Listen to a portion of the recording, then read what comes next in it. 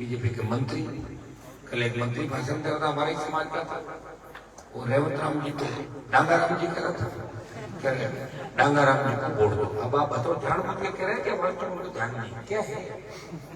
भजनलाल डांगी कह रहा था कि डांगा जी मैंने क्यों काम मैंने भजनलाल तो मोदी जी को श्रद्धांजलि दे रहा था, मोदी जी को श्रद्धांजलि अर्पित करता हूँ और ये कर देगा दिन पक्का मुझे तय कर रखा है, श्रद्धांजलि देखा ही तुम लोग वो बच्चे की तरह देखो आप किस तरह के कह रहा था मेरी रात फ्लाइट उड़ जाएगी, फ्लाइट तो रात में उड़ती, रात फ्लाइट में छुट्टी गई तो बताओ। और बोले सत अकाल, लोगों ने कहा सत अकाल शोषान अकाल पटकाई के देवता 5 बार खाना खाता देखते 5 बार लेट खाना है लोगों कह रहे हैं हनुमान मेरी मजाक उड़ा था 5 बार रोटी खाते उनको क्या मतलब।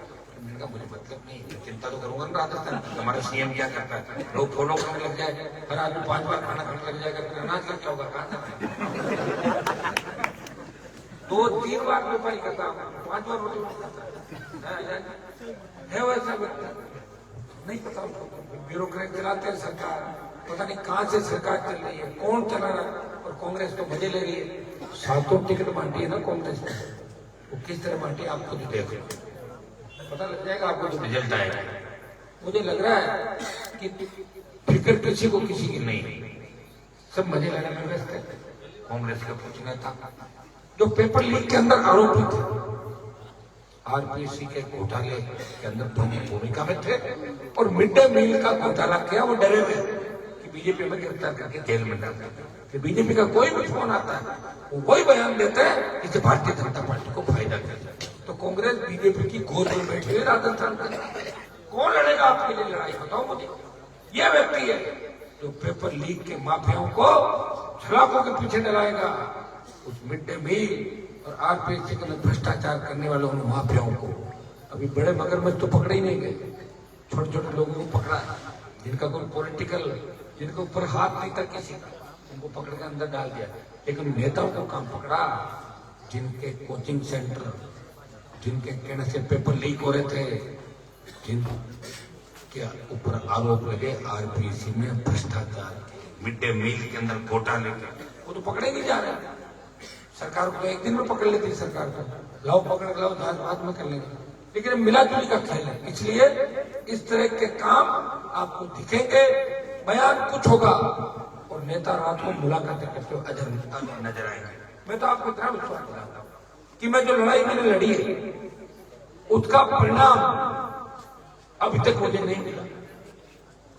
मैं दिलीप जी को रास्ते में जो कह रहा था कि जो जिनका अलॉटमेंट होता है निर्दलीय कभी ऊपर नहीं आता, ऊपर आती राष्ट्रीय पार्टियां और राज्य पे जो कर्म हमारी मान्यता प्राप्त दल।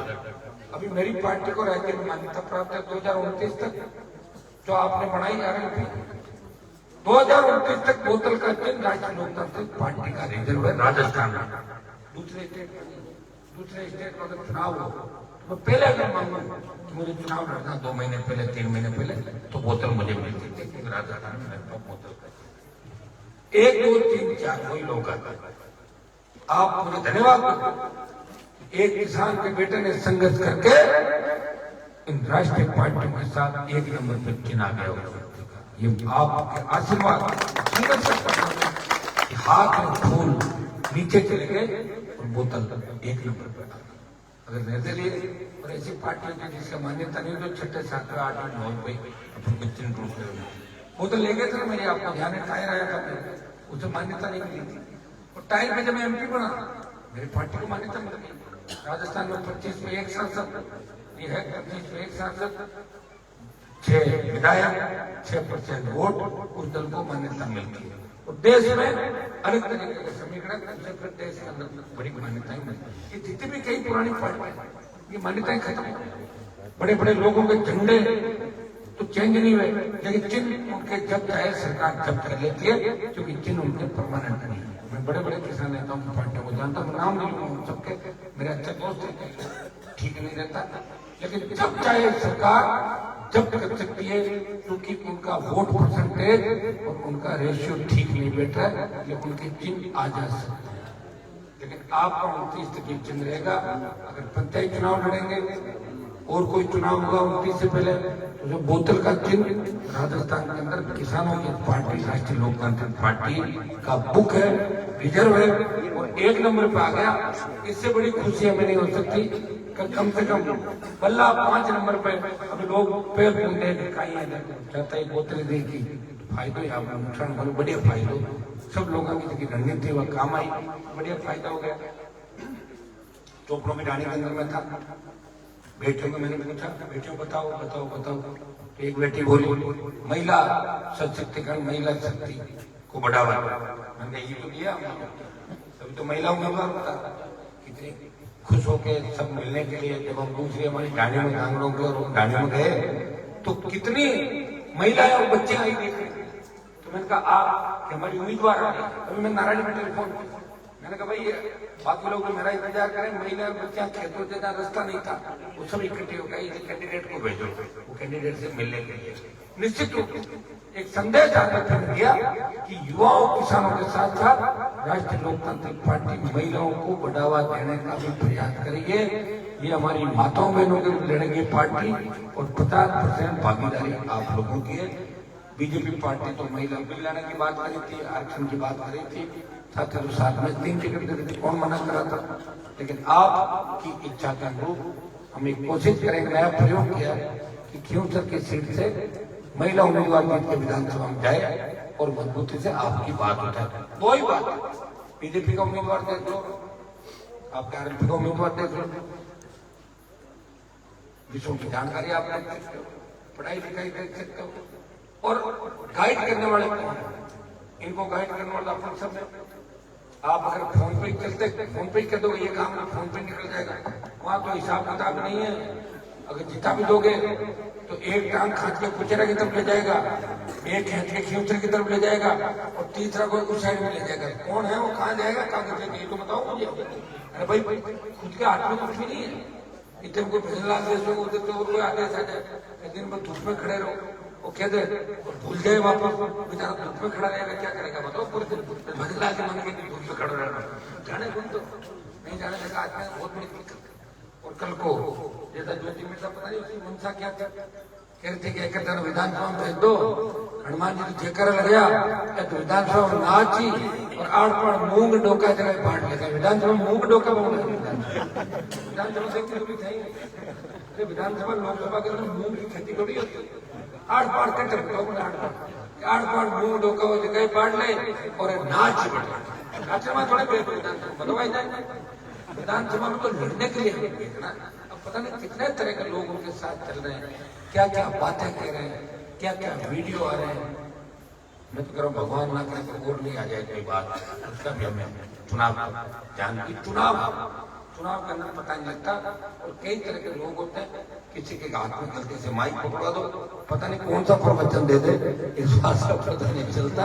ये तो आजकल सोशल मीडिया में तुरंत बात को पकड़ा जाता है। वो भी हमारी स्कूल से ट्रेनिंग लेके गया हुआ, तो दूसरा नहीं। लेकिन दुर्भाग्य से उसने धैर्य नहीं रखा और मुझे कमजोर करने का प्रयास किया।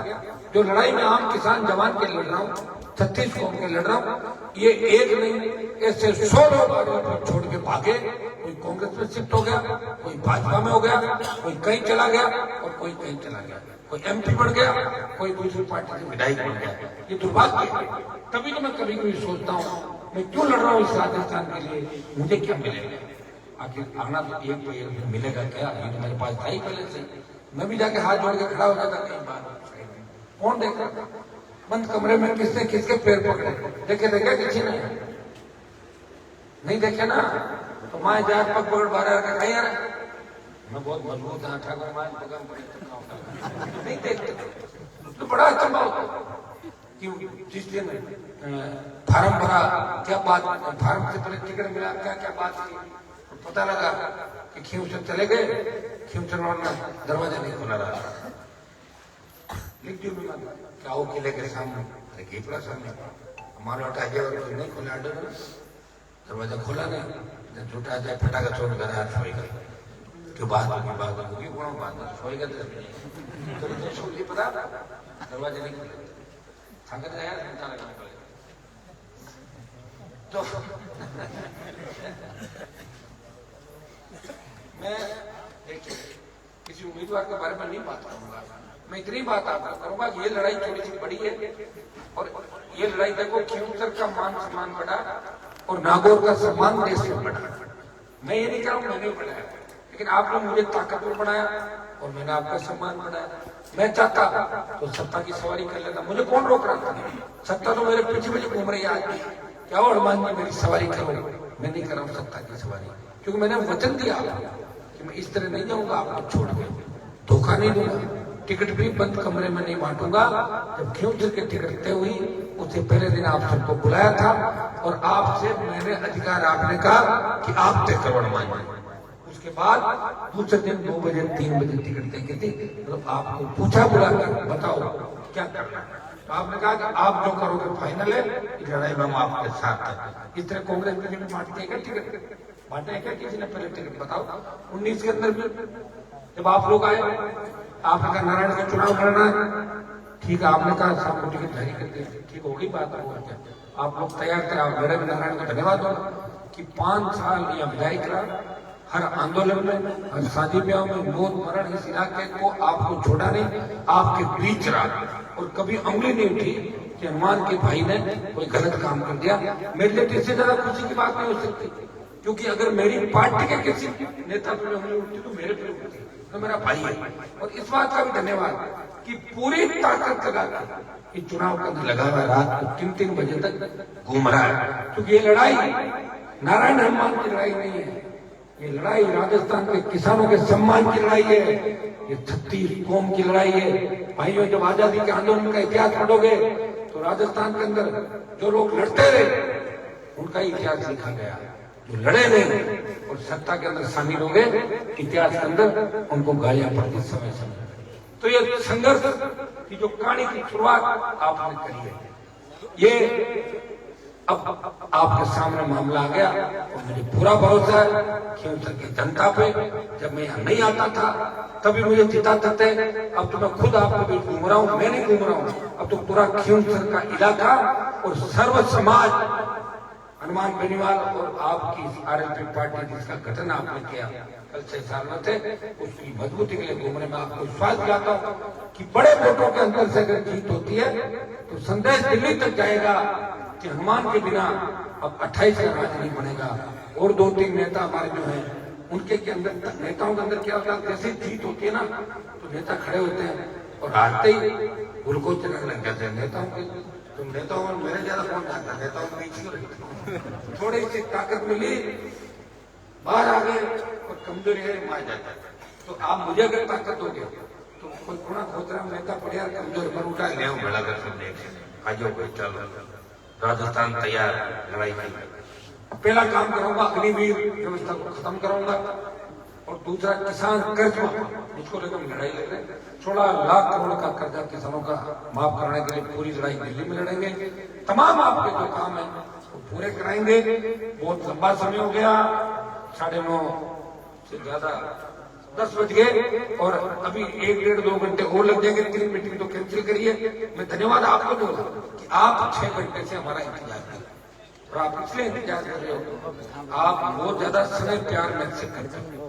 हनुमान जी हमारे लिए लड़ रहे हैं, मैं हनुमान जी का ध्यान रखना। मैं आपको आश्वस्त करता हूँ कि मैं लड़ाई आपके बच्चों का भविष्य कैसे सुरक्षित रहे। मैं चाहता हूँ कि हमारे गुर्जर समाज के, मेघवाल समाज के, तमाम समाजों के बच्चे पढ़ लिख के अच्छे पदों पर जाए और नौकरियों के अंदर जाए, तब जाके इस व्यवस्था में बदलाव होगा और सबका भला होगा। निश्चित रूप से आप लोग इस काम को करोगे। आने वाला समय आपका है, जो काम आपने बताया इस पंचायत के लिए वो मैं पूरा कराऊंगा। और सरपंच साहब अभी तो आपके चुनाव का 4-6 महीने होने वाले नहीं, तो जैसे ही विधानसभा का चुनाव हुआ उसके बाद आपकी पंचायत बहुत सारा खूब पैसा भी देंगे, चिंता ही नहीं करें। उसके बाद बच्चा पैसा देंगे आपको, हमारे तो लाड के सरपंच हो भाई गुजरात के तो 2 सरपंच हो, हाँ तो फिर पूरा ही रखेगा आप 3 है ना। हाँ तो फिर है ही नहीं।